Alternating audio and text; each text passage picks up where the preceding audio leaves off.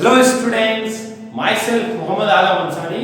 बच्चों, हम class 11th की फिजिक्स में परसेंटेज एरर और डायमेंशनल एनालिसिस की बात कर रहे थे। आज हम एक नए चैप्टर की शुरुआत करेंगे, motion along a straight line path, रेखीय पथ पर गति। ये जो चैप्टर हम शुरू करने जा रहे हैं, एक से दो से तीन चैप्टर हम पढ़ेंगे और ये तीनों चैप्टर जो होगा वो मैकेनिक्स का पार्ट होगा, जिसको हम हिंदी में यांत्रिकी कहते हैं। तो फिजिक्स के अंदर जो मैकेनिक्स है वो बहुत इंपॉर्टेंट है और इससे बोर्ड में भी बहुत सारे क्वेश्चंस पुट अप किए जाते हैं, साथ ही साथ ये कंपटीशन में भी इससे क्वेश्चंस बनते हैं। तो चलिए देखते हैं कुछ बेसिक डेफिनेशंस। तो पहला जो डेफिनेशन है कि मैकेनिक्स होता क्या है, यांत्रिकी होती क्या है। तो द ब्रांच ऑफ फिजिक्स, भौतिक विज्ञान की वह शाखा which deals about या which deals with the study of, भौतिक विज्ञान की वह शाखा जिसमें हम क्या करते हैं, स्टडी करते हैं। किसकी स्टडी करते हैं? ऑब्जेक्ट इन रेस्ट, ऐसे वस्तु के बारे में जो रेस्ट पर हो या मोशन में हो, गति कर रहा हो। अभी रेस्ट और मोशन को समझा जाएगा, अभी फिलहाल के लिए समझना है कि व्हाट इज मैकेनिक्स। तो मैकेनिक्स क्या हो गया? द ब्रांच ऑफ फिजिक्स, भौतिक विज्ञान की ऐसी शाखा है जिसमें हमें क्या करना है, ऑब्जेक्ट, ऐसे ऑब्जेक्ट के बारे में पढ़ना है, ऐसे वस्तु के बारे में पढ़ना है जो या तो स्थिर होगा या गति कर रहा होगा। तो आप चाहें तो डेफिनेशन सुन करके हिंदी में राइट कर सकते हैं नोटबुक में। स्टैटिक्स क्या होती है, स्थैतिकी क्या होती है, व्हाट इज स्टैटिक्स। तो स्टैटिक्स क्या है? स्टडी ऑफ ऑब्जेक्ट्स, वस्तु की, ऐसे ऑब्जेक्ट की अध्ययन, ऐसे वस्तु का अध्ययन जो रेस्ट पर हो। रेस्ट पर मतलब फिर आप समझेंगे अभी कुछ देर बाद ही। रेस्ट का मतलब अभी जनरल वे में हम समझे तो स्थिर हो या इक्विलिब्रियम में हो। इक्विलिब्रियम मतलब साम्य अवस्था में हो। फिजिक्स के वे में अगर साम्य अवस्था को समझा जाए मतलब कि net force on that system is zero, उस वस्तु पर लगने वाले सभी बलों का परिणामी बल क्या होना चाहिए? शून्य होना चाहिए। नाउ काइनेमेटिक्स क्या होता है? स्थैतिक तो समझा हमने, मैकेनिक्स यांत्रिकी समझा, उसी तरह से काइनेमेटिक्स क्या होता है? गति विज्ञान हमने पढ़ा होगा, जो हम लोग प्रीवियस में पहले पढ़ा करते थे। मैथमेटिक्स की 6 किताबें होती थी, स्टैटिक, डायनामिक्स, ठीक है। उसी तरह से काइनेमेटिक्स की भी वही बात हो गई। काइनेमेटिक्स और डायनामिक्स दोनों में बहुत माइन्यूट डिफरेंस है। काइनेमेटिक्स या डायनामिक्स दोनों में हम स्टडी ऑफ ऑब्जेक्ट पढ़ेंगे, दैट ऑब्जेक्ट पढ़ेंगे जो मोशन कर रहा होगा। काइनेमेटिक्स में भी ऑब्जेक्ट क्या कर रहा होगा? मोशन कर रहा होगा, गति कर रहा होगा। डायनामिक्स में भी गति विज्ञान, जिसमें जाहिर सी बात है ऑब्जेक्ट मोशन कर रहा होगा। बट एक इंपॉर्टेंट चीज क्या है, काइनेमेटिक्स में ऑब्जेक्ट के मोशन का क्या कारण है, क्या कॉज है, हम उसके बारे में ध्यान नहीं देंगे। ध्यान दे रहे हैं आप, without considering cause of motion, वो ऑब्जेक्ट किस कारण से गति कर रहा है, उसके गति करने का, उसके मोशन करने का वो क्या रीजन है, उसके बारे में हम ध्यान नहीं देंगे। किसके अंतर्गत? काइनेमेटिक्स के अंतर्गत। डायनामिक्स में जब जाएंगे तो डायनामिक्स में हम बिल्कुल इस बात को कंसीडर करेंगे, इस बात को बहुत ज्यादा केयर करेंगे कि what is the reason of motion, what is the cause of motion, उसकी गति करने का कारण क्या है। तो that is the minute difference between kinematics and dynamics. Kinematics और डायनामिक्स में बहुत सूक्ष्म अंतर है, मैंने आपको अंतर समझा दिया। काइनेमेटिक्स में ऑब्जेक्ट क्या कर रहा होगा? मोशन कर रहा होगा, बट उसके मोशन का रीजन क्या है ये नहीं पता चल रहा होगा, उसको हम ध्यान नहीं देंगे, उससे हमें कोई मतलब नहीं होगा, वो ज्यादा वहां वैल्यूएबल नहीं होगा। लेकिन डायनामिक्स में ये चीज इंपॉर्टेंट है। रेस्ट क्या होता है? अब आते हैं हम रेस्ट पे, फिर मोशन पढ़ेंगे। रेस्ट क्या होता है? लिखा है an object said to be rest, एक वस्तु को रेस्ट पर कहा जाएगा। कब कहा जाएगा? To be at rest if it does not change its position, यदि वो अपनी पोजीशन चेंज नहीं करती है। मैं अगर यहां खड़ा हूं और मैं अपनी पोजीशन चेंज नहीं कर रहा हूं with respect to time and its surrounding, देखिए यहां लिखा हुआ है with time and with respect to its surrounding. Surrounding मतलब जो हमारे आसपास चीजें होंगी और उसके रिस्पेक्ट में यदि मेरी पोजीशन में समय के साथ कोई परिवर्तन नहीं हो रहा है, किसी भी ऑब्जेक्ट के अगर पोजीशन में, ठीक है ध्यान दीजिए, किसी भी ऑब्जेक्ट के पोजीशन में अगर समय के साथ कोई परिवर्तन नहीं हो रहा है तो इसका मतलब कि वो ऑब्जेक्ट क्या है? स्थिर है, वो रेस्ट पर है। तो हमने कुछ जनरल डेफिनेशंस की बात की आपसे, इसकी हिंदी डेफिनेशन भी मैंने बोला, इंग्लिश टू इंग्लिश मैंने राइट ही कर रखा है। तो मैकेनिक्स मैंने अभी बताया, तो branch of physics deals about the object, ऐसे ऑब्जेक्ट के बारे में पढ़ना जो गति कर रहा हो या रेस्ट पर हो, मोशन में हो या रेस्ट पर हो। स्टैटिक्स मैंने बताया कि ऐसे ऑब्जेक्ट के बारे में पढ़ेंगे जो रेस्ट पर होगा या इक्विलिब्रियम में होगा। इक्विलिब्रियम में फिर एक बार बता दे रहा हूं कि net force on that particular object is zero. Kinematics बताया, और डायनामिक्स में बहुत माइन्यूट अंतर है कि दोनों में ऐसे ऑब्जेक्ट के बारे में पढ़ा जाएगा जो मोशन कर रहा होगा, but what is the difference between them, there is some minor difference between them. और वो क्या है कि काइनेमेटिक्स में उसके रीजन, मोशन के कॉज क्या है, किस वजह से वो गति कर रहा है, इस पर ध्यान नहीं देंगे, और डायनामिक्स में ये हमें कंसीडर करना होगा। रेस्ट तो अभी मैंने बताया कि ऑब्जेक्ट रेस्ट पर कब कहा जाएगा, जब उस बॉडी की पोजीशन नहीं चेंज होगी with respect to time and its surrounding, उसके आसपास की चीजों के रिस्पेक्ट में उसकी पोजीशन न चेंज हो समय के साथ, तो उसको कहेंगे कि वो क्या है, रेस्ट पर है। तो प्लीज आप इन सभी चीजों को नोट करिए, जल्दी नोट करिए पॉज करके, फिर हम आगे बताते हैं आपको। तो अभी मैंने कुछ डेफिनेशंस आपको बताए, अब हम बात करेंगे गति क्या होती है। तो अभी मैंने रेस्ट के बारे में बताया, जस्ट उसी का ठीक अपोजिट होगा मोशन। गति, an object is said to be motion in motion, किसी भी वस्तु को हम गति अवस्था में कहेंगे इफ, यदि in change its position with time, यदि उसकी स्थिति समय के साथ बदल रही हो with respect to its surrounding, उसके आसपास के वातावरण के साथ उसकी पोजीशन चेंज हो रही हो, और किसके साथ चेंज हो रही हो, समय के साथ भी चेंज हो रही हो। लाइक अगर कोई आदमी क्या कर रहा है, बाइसाइकिल, साइकिल चला रहा है, तो साइकिल जब वो चलाएगा तो क्या होगा, वो मोशन में कहा जाएगा, क्योंकि हर एक सेकंड पे उसकी पोजीशन क्या हो रही है, उसके सराउंडिंग के साथ चेंज हो रही है। तो इसी को हम कहेंगे कि वो क्या है, इन मोशन है, यानी वो गति कर रहा है।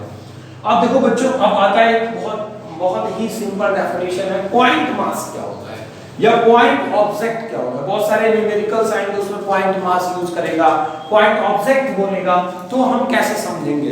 तो देखिए पॉइंट ऑब्जेक्ट या पॉइंट मास क्या होता है, बिंदु द्रव्यमान या बिंदु वस्तु इसकी हिंदी होगी। An object is said to be point mass if during its motion it covers distance much greater than its own size. कहने का क्या मतलब है कि हम किसी भी वस्तु को बिंदु वस्तु या बिंदु द्रव्यमान तब कहेंगे कि जब वो क्या करे, अपनी गति के दौरान, लिखा है ना, ड्यूरिंग इट्स मोशन, अपनी गति के दौरान it covers distance much greater then, वह दूरी तय करती है, वह किससे ज्यादा दूरी तय करती है, इट्स ओन साइज, वो अपने आकार से ज्यादा दूरी अगर वो तय कर रही है, तो उस ऑब्जेक्ट को हम कहेंगे कि वो ऑब्जेक्ट कैसा ऑब्जेक्ट हो गया, या पॉइंट ऑब्जेक्ट हो गया, या पॉइंट मास हो गया।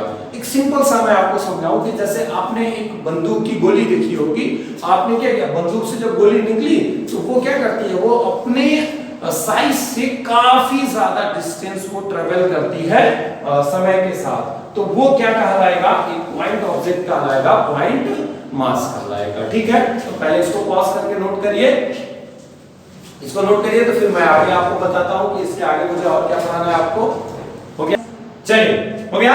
अब देखिए यहाँ तक मैंने कुछ आपको बेसिक डेफिनेशंस बताए जो आपके मतलब इस चैप्टर में इंक्लूड होंगे या उनकी जरूरत होगी या उनको हमें पढ़ना है। ठीक है, अब आते हैं कि हम देखें कि ये जो मोशन है वो कितने तरह का हो सकता है।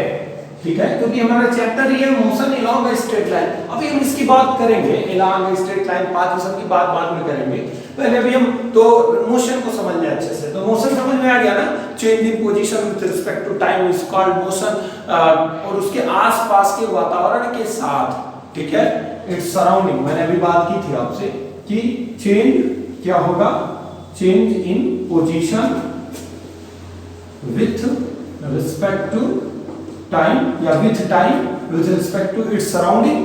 ठीक है, अब मैं बात जब कर रहा था तो मैंने कहा कि मोशन जो है वो तीन तरह से हो सकता है। ठीक है, मोशन जो है वो कितने तरह से हो सकता है, तीन तरह से। क्या क्या हो सकता है, वन डायमेंशन, ठीक है, टू डायमेंशन और थ्री डायमेंशन। जो मोशन हो सकता है वो 1, 2 और 3 डायमेंशन मोशन हो सकता है, यानी कि हमें 1, 2, 3 डायमेंशन मोशन की बात करनी है। अब चलिए one dimension, two dimension, three dimension को हिंदी में क्या कहते हैं? एक विमीय गति, ठीक है, इसको कहेंगे द्विविमीय गति, और इसको क्या कहेंगे? त्रिविमीय गति। चलो, आपने जनरल कोऑर्डिनेट्स के बारे में पढ़ा होगा। नेचर में तीन एक्सिस की बात हम करते हैं, X axis, Y axis and Z axis. ये तीन, ठीक है, ये कोऑर्डिनेट्स हो गए एक्स, वाई और जेड। तो अगर हम बात करें वन डायमेंशन की, वन डायमेंशन का मतलब हो गया कि जब कोई वस्तु क्या करता हो, स्ट्रेट लाइन गति करता हो। फिर आप थोड़ा सा कंफ्यूजन हुआ, एक सीधी रेखा में गति कर रहा हो। सीधी रेखा से कोई मतलब नहीं है, मतलब यह है कि जब वस्तु की गति जो है किसी एक अक्ष द्वारा व्यक्त की जा रही हो, या हम ऐसे कह सकते हैं कि जब किसी वस्तु की गति जो है वो या तो एक्स एक्सिस में हो रही हो, या वाई एक्सिस में हो रही हो, या जेड एक्सिस में हो रही हो, यानी कि समय के साथ उसकी गति को किसी एक अक्ष द्वारा निरूपित किया जा सके, एक्स, वाई, जेड, इन तीनों में से किसी एक अक्ष द्वारा व्यक्त किया जा सके, तो उस वस्तु की गति क्या कहलाएगी?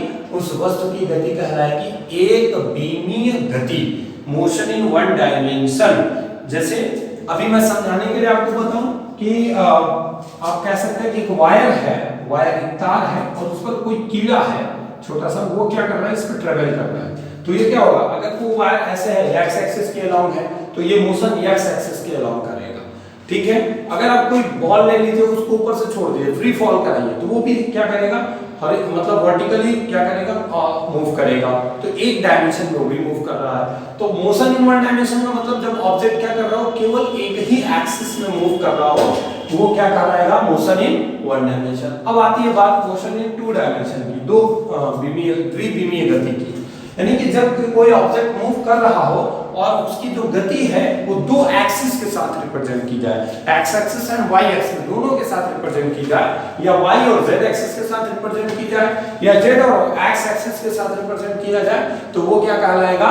द्विविमीय गति कहलाएगा। जैसे मेज पर रेंगता हुआ कीड़ा, अगर कोई कीड़ा है, ठीक है, और वो क्या कर रहा है? किसी टेबल पे मूव कर रहा है, तो वो एक्स और वाई दोनों एक्सिस के अलावा मूव करेगा।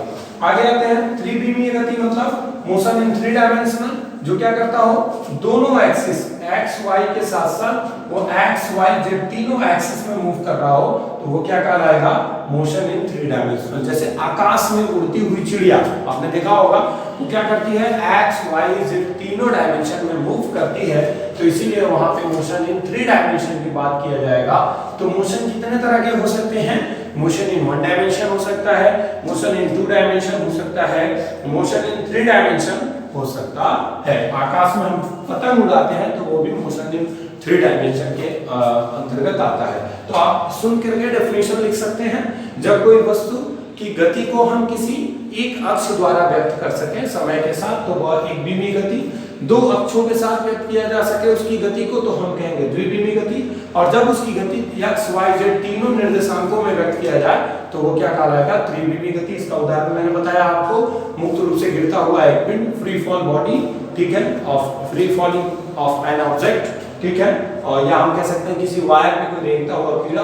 टू डायमेंशन में मैंने बताया एक्स वाई प्लेन पे कोई मतलब जैसे मेज पर या फर्श पर कोई कीड़ा रेंग रहा है, तो फर्श क्या होगा? प्लेन होगा, और प्लेन हमेशा 2D होता है, तो उस 2D मतलब एक्स वाई वाई जेड जो भी एक्सिस आपने कंसीडर किया होगा उस एक्सिस के अकॉर्डिंग। और थ्री डायमेंशन आपको बताया, आकाश में उड़ती हुई चिड़िया या काइट, इन सब की आप बात कर सकते हैं। तो प्लीज इनको पॉज करके नोट कर लीजिए, फिर आगे बात करते हैं। चलिए, हो गया इतना सारा चीज। अब चलिए, अब आगे बात करते हैं। देखिए बच्चों, मैंने अभी इस चैप्टर को जो शुरू किया है, motion along straight line path, chapter को मैंने शुरू किया, तो मैंने आपको बताया कि ये मैकेनिक्स का पार्ट है। मैकेनिक्स क्या होता है हमने आपको बताया, डायनामिक्स, स्टैटिक्स क्या होता है, काइनेमेटिक्स क्या होता है, रेस्ट क्या होता है, मोशन क्या होता है, सारी चीजें बेसिक चीजें मैंने आपको बताई। अब आगे बात करें अगर, तो हम ये समझ पा रहे हैं कि मोशन का मतलब क्या हुआ? अलोंग मतलब उसके सीध में, और स्ट्रेट लाइन पाथ, एक सीधी रेखा, ऐसे स्ट्रेट लाइन है, सीधे स्ट्रेट मतलब समझते हैं सीधा। अब इस पर कोई चीज कोई ऑब्जेक्ट मूव कर रहा है, तो motion along straight line path होगा, ठीक है, उसकी बात करेंगे। चलिए, अब इसमें जो सबसे बेसिक फंडामेंटल स्टार्ट होता है, इसमें जो सबसे स्टार्टिंग पोर्शन है हमारा, वो क्या है? वो है डिस्टेंस क्या होता है। ये आपने बेसिक क्लास 9th में भी पढ़ा होगा डिस्टेंस एंड डिस्प्लेसमेंट। ये बहुत ही बेसिक टॉपिक है, डिस्टेंस एंड डिस्प्लेसमेंट। ठीक है बच्चों, डिस्टेंस और डिस्प्लेसमेंट क्या होता है? चलिए, डिस्टेंस मतलब दूरी और डिस्प्लेसमेंट मतलब विस्थापन। तो दूरी और विस्थापन, तो हम अगर बात करें कि what is distance and what is displacement, तो डिस्टेंस एंड डिस्प्लेसमेंट को समझिए। डिस्टेंस क्या होता है? Path followed by the moving body, path followed by the moving body, moving body. कोई भी वस्तु जो गतिमान अवस्था में है उसके द्वारा तय किए गए पथ की लंबाई ही क्या कहलाती है? दूरी कहलाती है। और अगर बात करें विस्थापन की, तो विस्थापन क्या होता है? Minimum distance, minimum distance between initial and final position, final position of an moving object, moving. ठीक है, तो दूरी और विस्थापन दोनों को मैंने आपको समझाया। दूरी क्या होता है? किसी भी गतिमान वस्तु द्वारा तय किए गए पथ की लंबाई को हम क्या कहते हैं? दूरी कहते हैं। विस्थापन क्या होता है कि उसी गतिमान वस्तु द्वारा जो तय की गई न्यूनतम दूरी है वही क्या कहलाएगी? विस्थापन कहलाएगी। अब चलो इसको समझते हैं यार। मान लीजिए कि कोई एक आदमी है, वो इस सर्कुलर पाथ पे मूव करता है जिसका रेडियस r है। ठीक है, ध्यान से समझिएगा। ये एक सर्कुलर पाथ है, इसका सेंटर O है, जहां से कोई ऑब्जेक्ट है, यहाँ पे कोई आदमी है A, ये इस पे मूव कर रहा है। ये ऐसे सर्कुलर पाथ पे मूव करते करते करते करते करते करते वो यहीं पहुंच गया। तो अब आप मुझे बताइए कि उसकी इनिशियल और फाइनल पोजीशन क्या होगी? चूंकि वो यहां से मूव कर रहा है पॉइंट A से, और ये यहीं पर मूव करके पूरा एक राउंड घूम करके फिर वहीं आ जा रहा है, तो उसकी इनिशियल पोजीशन भी यही होगी और फाइनल पोजीशन भी यही होगी। अच्छा, अगर ऐसा ना हो करके वो A से चल करके कहां आ जाए? B पर आ जाए, वो आदमी A से चल के कहां आ जाए? B पर आ जाए, तो फिर क्या होगा? तो इसका मतलब ये इसकी इनिशियल पोजीशन हो गई, या इसकी प्रारंभिक स्थिति हो गई, और ये इसकी क्या हो जाएगी बच्चों? ये इसकी फाइनल पोजीशन हो जाएगी। अब थोड़ा समझने वाली चीज क्या है? समझने वाली चीज क्या है कि ये इसकी इनिशियल पोजीशन, ये फाइनल पोजीशन है। तो मैंने लिखवाया कि path followed by the moving body, ये इस पाथ से आ रहा है। ठीक है, तो A से B पर जब गया है तो यही सबसे लॉन्गेस्ट डिस्टेंस है, सॉरी सबसे लॉन्गेस्ट पाथ है A से B पर जाने के लिए, और A से B पर जाने के लिए ये शॉर्टेस्ट पाथ है, इसका सबसे छोटा रास्ता है। तो अगर वो A से B पर गया है तो हम देखेंगे कि which is the maximum length, कौन ऐसा है जिसका मैक्सिमम लेंथ है? तो A से B पर जाने पर लेंथ मैक्सिमम है, तो ये यहाँ पे कहलाएगा डिस्टेंस। और A से B पर जाने में ये सबसे मिनिमम है, तो ये क्या कहलाएगा? डिस्प्लेसमेंट। ठीक है, तो इसका मतलब ये हो गया दूरी, और ये क्या हो गया? विस्थापन। और अगर मैं गलत नहीं हूं तो इसका रेडियस अगर r है तो इसका जो विस्थापन होगा वो 2r हो जाएगा, क्योंकि यहां से यहां तक की डिस्टेंस लेंगे। और आप खुद देखिए ये मिनिमम डिस्टेंस है और ये वाली क्या है? मैक्सिमम है। तो जो दूरी होगी वो कितनी होगी? पाई r होगी। अगर मीटर में होगा तो मीटर में, अगर मीटर में हमने कंसीडर किया है तब रेडियस को, तो पाई r मीटर, यहाँ पे मीटर, और यहाँ 2r मीटर। क्योंकि फिजिक्स में कोई चीज बिना यूनिट के नहीं लिखी जाती, कोई भी फिजिकल क्वांटिटी। तो यहां से यहां तक अगर जा रहा है तो इसके द्वारा ट्रेवल जो डिस्टेंस होगी वो पाई r होगी, और अगर यहां से यहां तक गया तो इसके द्वारा ट्रेवल जो डिस्प्लेसमेंट है वो क्या होगी? 2r होगी। आपसे फिगर बना के कह देगा हाफ साइकिल के अंदर जो उसने ट्रेवल डिस्टेंस किया है या डिस्प्लेसमेंट किया वो फाइंड करो। तो जब आधा चक्कर चलेगा ना तो जो दूरी होगी वो पाई r होगी, और जो विस्थापन होगा वो कितना हो जाएगा? 2r हो जाएगा। अगर कंप्लीट एक पूरे चक्कर में हम ले लें, एक पूरे चक्कर की बात करें अगर हम, तो एक पूरे चक्कर में क्या होगा? जो दूरी होगी वो डिस्टेंस जो होगी वो होगी 2 पाई r मीटर। समझ आया? एक पूरे चक्कर में अपने सर्कमफरेंस के बराबर वो डिस्टेंस ट्रेवल करेगा। और एक पूरे चक्कर में विस्थापन की अगर हम बात करें, डिस्प्लेसमेंट की बात करें, तो यही इनिशियल है घूम करके यहीं आ जाएगा तो वही फाइनल हो जाएगा। तो इनिशियल और फाइनल एक ही जगह आ जाएगा, जिसकी वजह से डिस्प्लेसमेंट क्या हो जाएगा, जीरो हो जाएगा। तो बहुत सारे क्वेश्चंस इस पे बनाए जाते हैं, लॉट ऑफ कंफ्यूजन होते हैं बच्चों को। आप कंफ्यूज मत होइए, डिस्टेंस का मतलब मैक्सिमम जो लेंथ होगी उसके पाथ की वही डिस्टेंस है, जो मिनिमम लेंथ है या मिनिमम डिस्टेंस है वही क्या कहलाएगा, विस्थापन, जिसको हम लोग अपने जनरल भाषा में क्या कहते हैं, शॉर्टकट बोलते हैं, मतलब सबसे छोटा रास्ता जो होगा वही क्या कहलाएगा, विस्थापन। और जो सबसे बड़ा रास्ता है जहाँ घूम घूम के जाना है पूरा, वो क्या कहलाएगा, दूरी। जैसे अगर मैं एक फिगर बनाऊं, राइट एंगल ट्रायंगल की बात करूं कि मान लीजिए यहाँ पे कोई आदमी है और उसको इस पीक पर पहुंचना है, यहाँ पहुंचना है, यहाँ पे डायमंड रखा हुआ है तो उसको डायमंड मिलेगा, यहाँ पहुंचेगा तो वो क्या करेगा, सोचिए वो क्या करेगा। दो रास्ते हैं उसके पास जाने के, एक तो ये रास्ता है, ठीक है, एक ये रास्ता चुन सकता है और एक ये रास्ता है बेचारा। तो अब अगर वो इस रास्ते से जाता है, ठीक है, तो ये वाला रास्ता लंबा दिख रहा है आपको, ठीक है, तो ये जो रास्ता होगा इसका, मैं इसको नाम दे दूं ABC, तो इसका जो पाथ ABC, A से B पर, B से C पर, ये जो पाथ है वो क्या कहलाएगा इसके लिए, डिस्टेंस। ये क्या कहलाएगा, डिस्टेंस, यानी यहां से यहां तक क्या कहलाएगा, डिस्टेंस। और एक पाथ होगा A to C, path A to C, तो ये क्या कहलाएगा, ये कहलाएगा डिस्प्लेसमेंट। ठीक है बच्चों, तो अब अगर मैं कहूं कि ये 4 है, ये 3 है, तो ऑब्वियस सी बात है 5 होगा, राइट एंगल ट्रायंगल होने के कारण। तो ये जो 5 होगा, ये 5 मीटर, ये 4 मीटर और ये मैं कर दे रहा हूं 3 मीटर, ठीक है।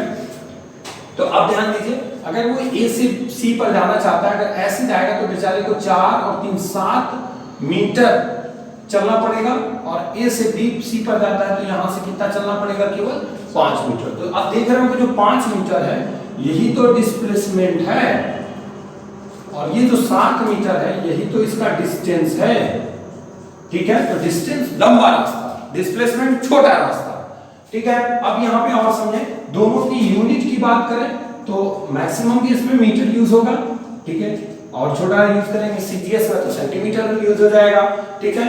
डायमेंशन सबको अच्छे से पता हो गया, डायमेंशन पढ़ा चुका हूं, एल होगा।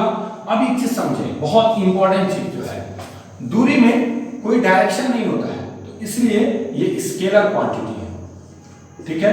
और डिस्प्लेसमेंट में डायरेक्शन जरूरी है क्योंकि हम पोजीशन इंडिकेट कर रहे हैं, तो ये कौन सा क्वांटिटी हो गया, वेक्टर।